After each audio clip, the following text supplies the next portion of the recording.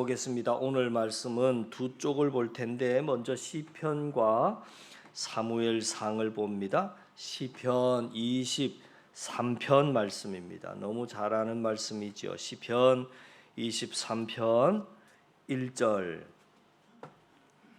23편 1절 시작. 여호와는 나의 목자시니 내게 부족함이 없으리로다. 아멘. 두 번째 사무엘상 17장 말씀을 보십니다.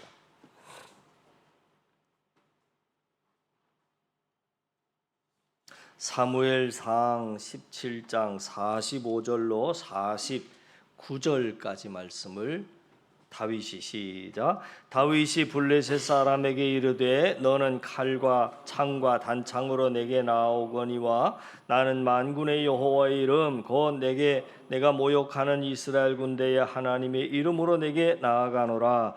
오늘 여호와께서 너를 내 손에 넘기시리니 내가 너를 쳐서 내 목을 베고 블레셋 군대의 시체를 오늘 공중의 새와 땅의 들짐승에게 주어 온 땅으로 이스라엘에 하나님이 계신 줄 알게 하겠고 또 여호와의 구원하심이 칼과 창에 있지 아니함을 이 무리에게 알게 하리라. 전쟁은 여호와께 속한 것인즉 그가 너희를 우리 손에 넘기시리라.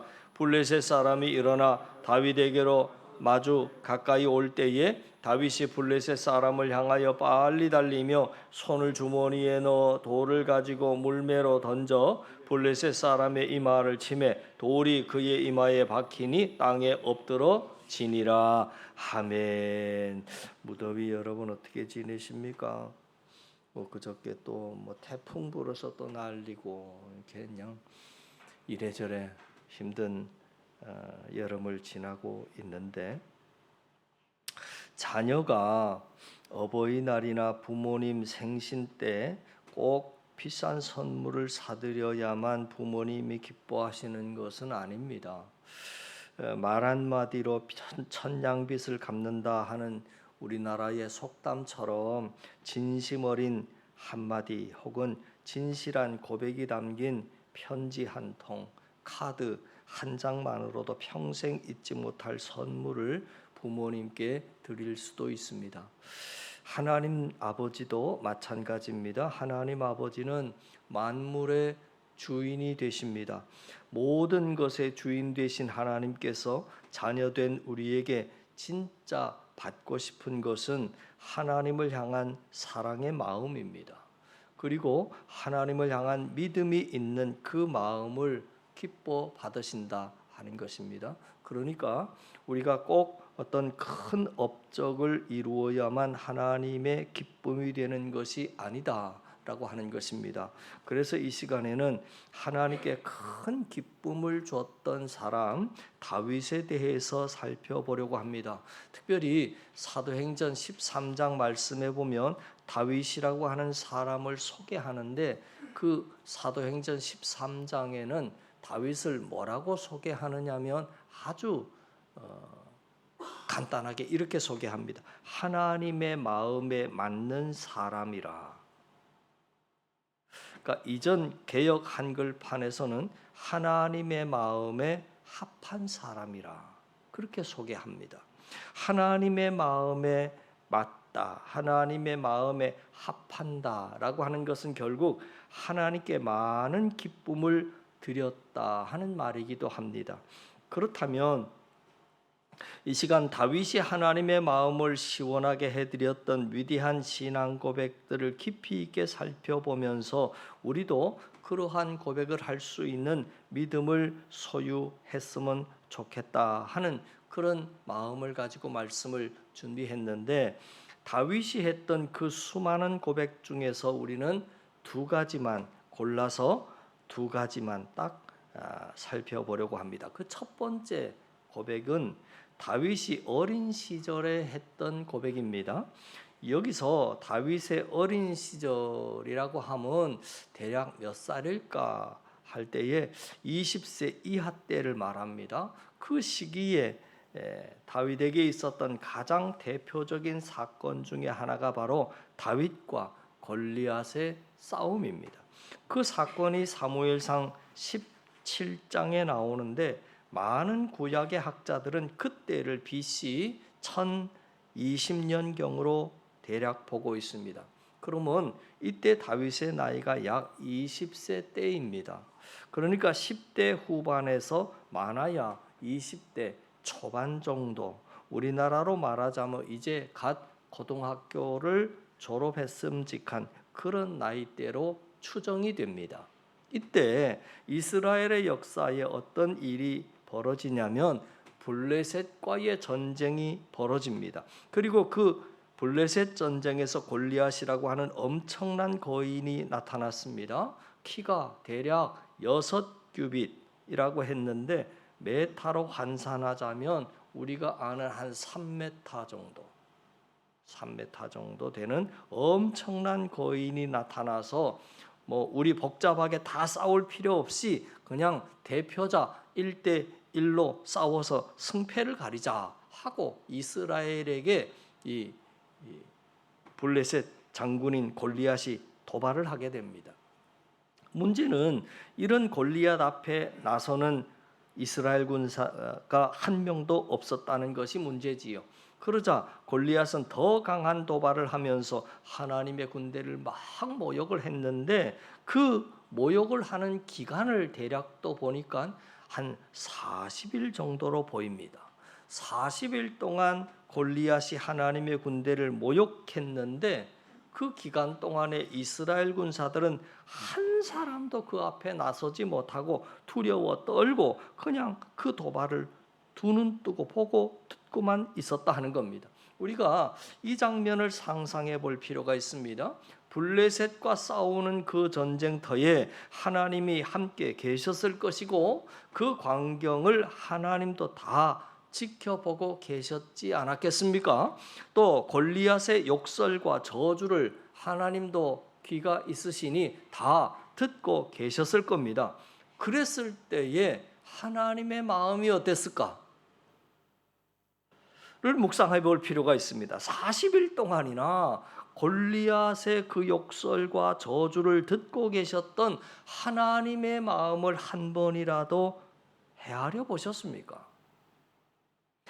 참 놀라운 것은 살아계신 하나님께서 그 전쟁터에서 그 교만하고 버릇없는 골리앗의 모습과 그 앞에서 단 한마디를 하지 못하고 떨고 있던 이스라엘 백성들의 답답한 모습을 무려 40일 동안이나 가만히 그냥 지켜만 보고 계셨다 하는 겁니다.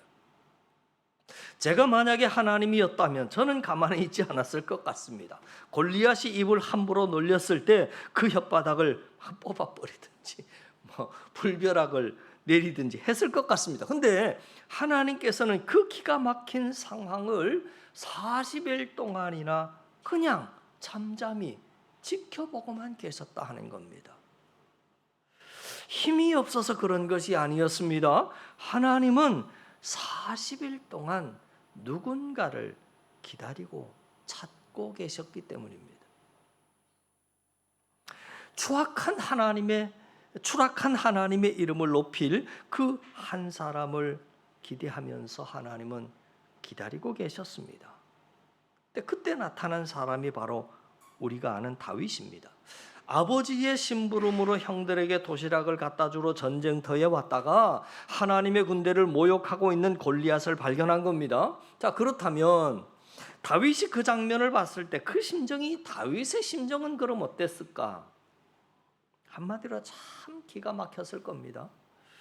그래서 다윗이 이스라엘을 대표해서 분을 참을 수 없어서 싸울 수 있게 해달라 하고 자원했습니다. 그런데 사울 왕이 처음에는 허락하지 않았죠. 왜소한, 볼품없는 군인도 아닌 다윗이 나서니까 쉽게 허락할 리가 없었지요.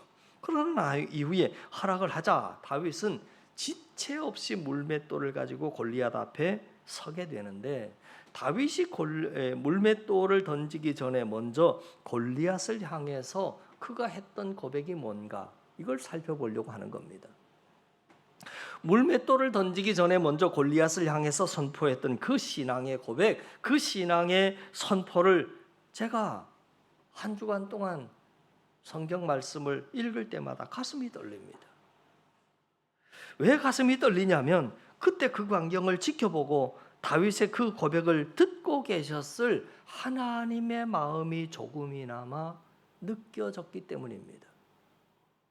싸움의 승패를 떠나서 골리앗과의 싸움에서 이기고 지고를 떠나서 하나님께서 다윗의 그 고백을 들었을 때 드디어 40일 동안의 침묵을 깨고 다윗이 전쟁터에서 승리를 선포했을 때 하나님의 마음이 얼마나 시원하고 울컥하셨을까 하는 것을 생각하면 저도 이 본문의 말씀을 읽으면서 가슴이 벅차오르는 것을 느끼게 되는 겁니다.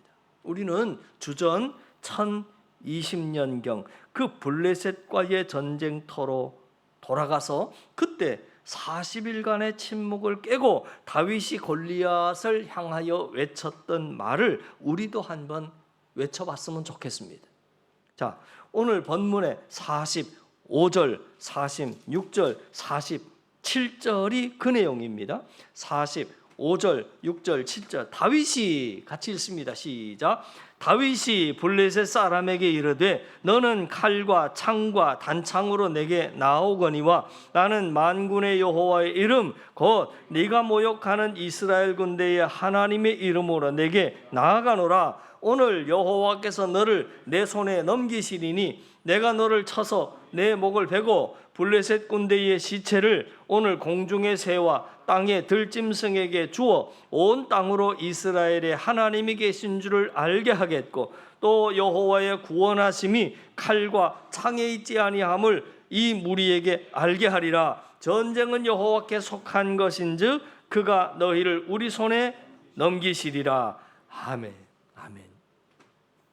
전쟁은 여호와께 속한 것인즉 그가 너희를 우리의 손에 넘기시리라.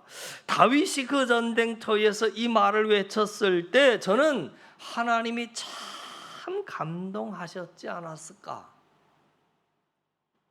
그동안 답답했던 하나님의 마음이 진짜 뻥 뚫리지 않았을까 생각해 봤습니다. 사랑하는 성도 여러분, 우리가 주님의 기쁨이 되기 위해서 어떤 위대한 업적을 이루어야 하는 게 아닙니다. 많은 공을 쌓아야 하는 것도 아닙니다.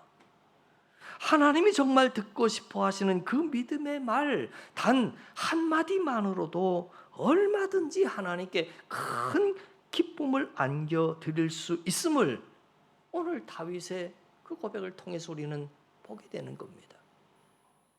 다윗이 그걸 했습니다. 꼭 싸움에서 이겨서 하나님께 기쁨이 됐던 것이 아니라 하나님이 40일 동안 그토록 듣고 싶어 했던 그 말을 다윗이 했다 그 말이죠. 전쟁은 여호와께 속한 것인즉 그가 너희를 우리 손에 넘기시리라.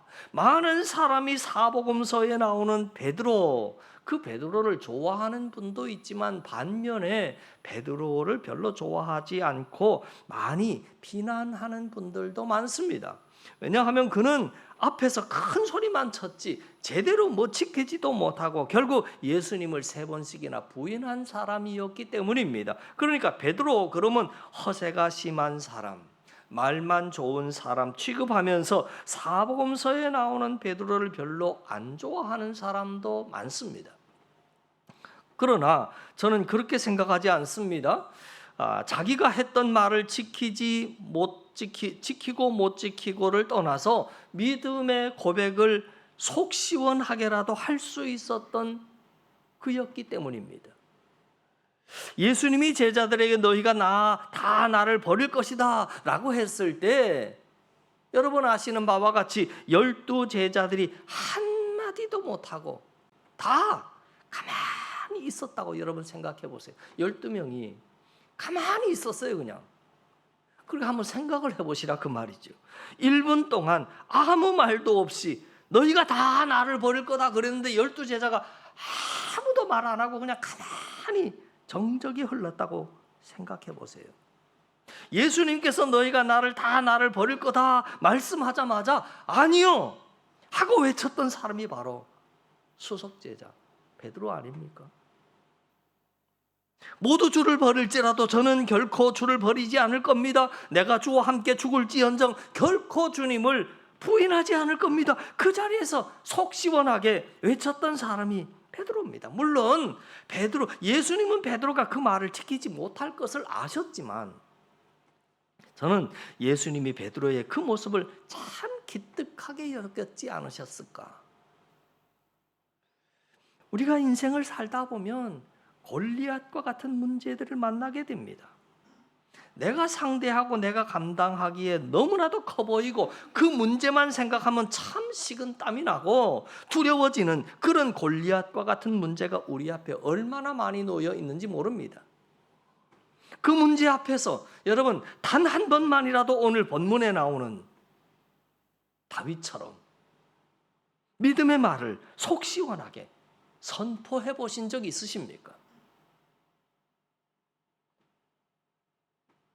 예를 들어서 큰 시험을 준비하는 우리 학생들, 청년들, 단 한 번만이라도 시험은 여호와께 속한 것인즉 그를 의지하면 그가 합격을 너희에게 넘기시리라 라고 하신다면 참 속 시원하게 한 번만이라도 제대로 그렇게 한번 외쳐보신 적이 있으시냐고 말이죠.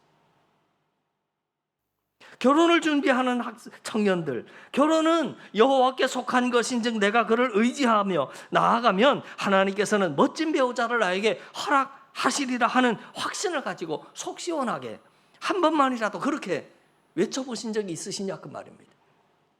불임의 문제로 가슴앓이하고 있는 성도들, 단 한 번만이라도 생명은 여호와께 속한 것인즉 그를 의지하면, 그러면 나아가면 하나님의 귀한 자녀를 나에게 맡겨주시리라 외쳐보신 적 있으시냐 그 말입니다.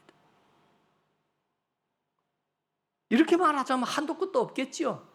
물질의 문제 가지고 있는 성도들, 물질은 여호와께 속한 것인즉 내가 여호와 하나님을 의지하고 나아가면 그가 풍성한 물질을 나에게 허락하시리라, 이런 헥사이다와 같은 믿음의 말로 답답한 하나님의 마음을 속 시원하게라도 해드리는 하나님의 자녀들 되보라고 하는 그 다윗의 음성이 여러분 들리지 않습니까?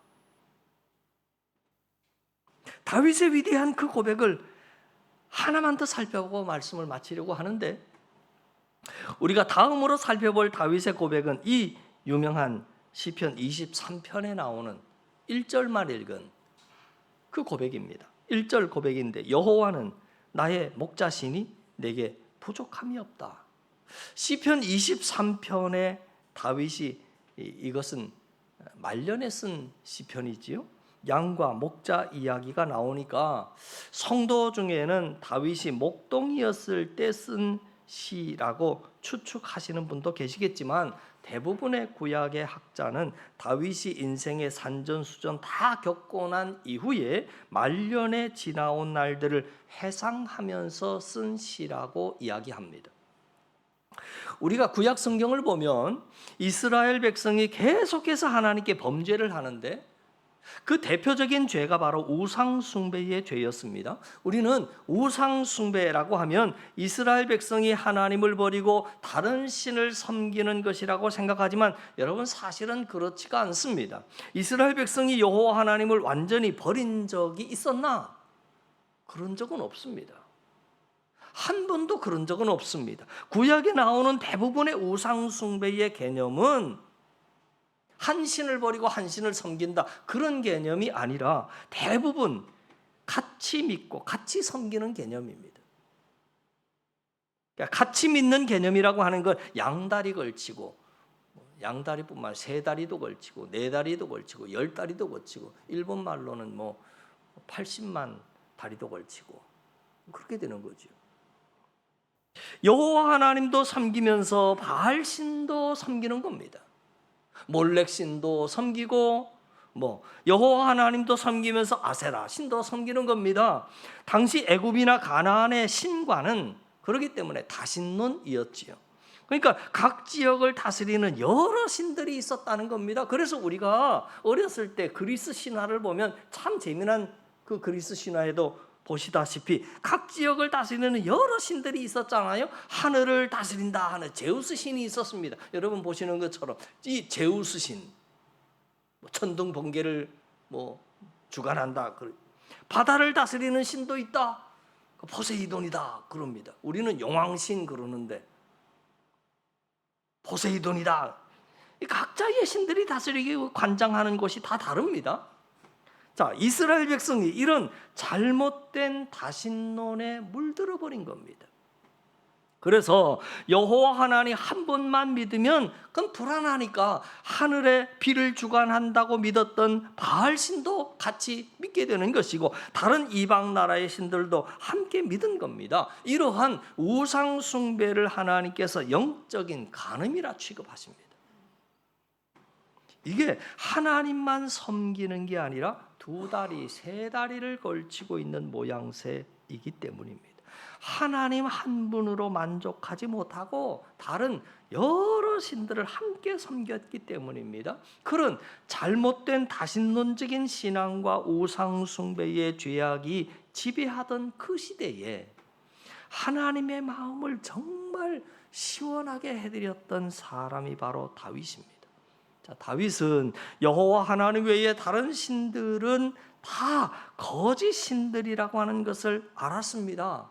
여호와 하나님만이 참신이라고 하는 것을 알았다는 겁니다. 그리고 다윗은 또 한 가지를 알고 있었습니다. 여호와 하나님은 애굽과 광야에서만 힘을 쓰실 수 있는 하나님이 아니라 온 세상을 창조하시고 온 세상을 다 주관하시는 전능하신 하나님이라고 하는 사실을 알았습니다. 그래서 다윗의 고백하는 겁니다. 그 전능하신 여호와 하나님이 내 삶의 목자이기 때문에 나는 부족할 것이 없습니다 라고 고백하는 겁니다. 자신이 믿는 여호와 하나님은 전능하신 분이시기에 한 분만으로 나는 족하다는 거지요. 다른 거짓 신들과 함께 믿을 필요 나는 없다 그 말입니다. 저는 다윗의 이 고백을 들은 하나님의 마음이 어땠을까 또 한번 생각해 봅니다. 너무 시원하고 흐뭇하셨을 것 같습니다. 다 여호와 하나님 한 분만으로 만족하지 못하고 바알 신도 섬기고 아세라 신도 섬기고 다른 이방 신들을 같이 섬기는, 다 양다리 걸치고 있는, 여기저기 영적 간음죄를 지고 있을 때에 다윗이 하나님의 정말 가려운 부분을 정확하게 긁어드린 겁니다. 하나님은 모든 세상의 모든 영역의 모든 것을 다 통치하시는 전능하신 하나님이시기에 저는 그 하나님 한 번만이면 저는 충분합니다. 이 고백이 여호와는 나의 목자시니 내게 부족함이 없으리로다 라고 하는 고백 아닙니까? 저는 우리 모두에게도 이 다윗의 고백이 있었으면 좋겠습니다. 주님 한 분만으로 충분합니다. 하나님께서는 신앙의 영역에서만 능력을 발휘하시는 하나님이 아니라, 하나님께서는 크리스찬들의 마음만 다스리시는 하나님이 아니라 우리 삶의 모든 영역에서, 그리고 예수님을 믿지 않는 모든 사람들에게까지도 다스리시는 전능하신 하나님이시기에 저는 주님 한 분만으로 충분합니다. 세상에 인맥이 없어도, 가진 재산 별로 없어도, 스펙이 화려하지 못해도 나의 아버지 되신 하나님께서 전능하신 하나님 되시기 때문에 저에게는 부족함이 없습니다. 우리가 이 고백을 진심으로 하나님 앞에 드릴 때 하나님 참 많이 기뻐하시지 않겠습니까? 우리가 믿는 하나님은 예수님을 믿는 크리스찬인 나만 도우실 수 있는 하나님 아닙니다. 전능하신 하나님은 아직 예수님은 믿지 않고 있지만, 그러나 내가 기도하고 있는 나의 믿지 않는 배우자와 자녀도 도우실 수 있는 하나님이십니다.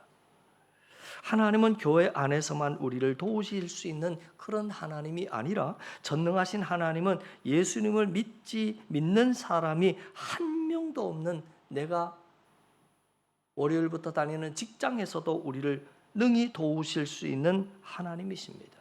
하나님은 교회가 많은 국내에서만 우리를 도우실 수 있는 하나님이 아닙니다. 전능하신 하나님은 우리가 이슬람이나 불교 국가에 갔을 때에도 능히 도우실 수 있는 하나님이십니다.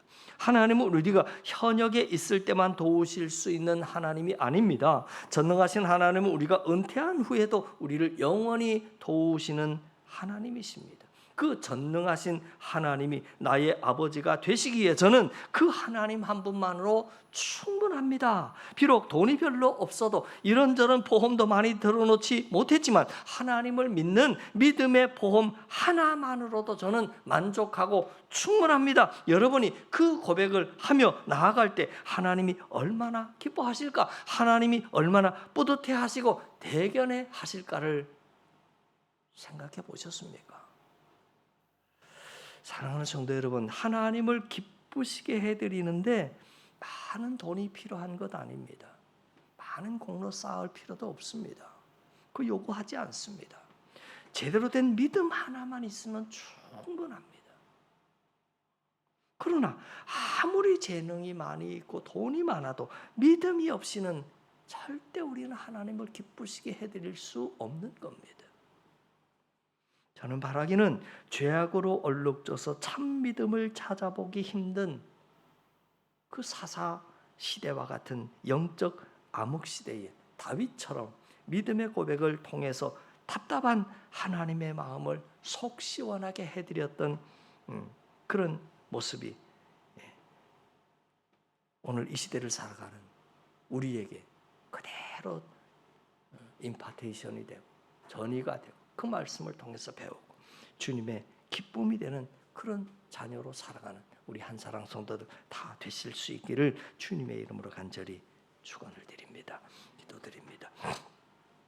하나님 아버지, 여호와 하나님 한 분만으로 만족하지 못하고 바알 신도 섬기고 아세라 신도 섬기고 이방 신을 따라 양다리 걸치며 여기저기 영적 간음의 죄를 짓고 있던 시대에 다윗이 하나님은 우리 모든 세상의 모든 영역의 모든 것을 다 통치하시는 전능하신 하나님이시기에 저는 하나님 한 분으로 충분합니다.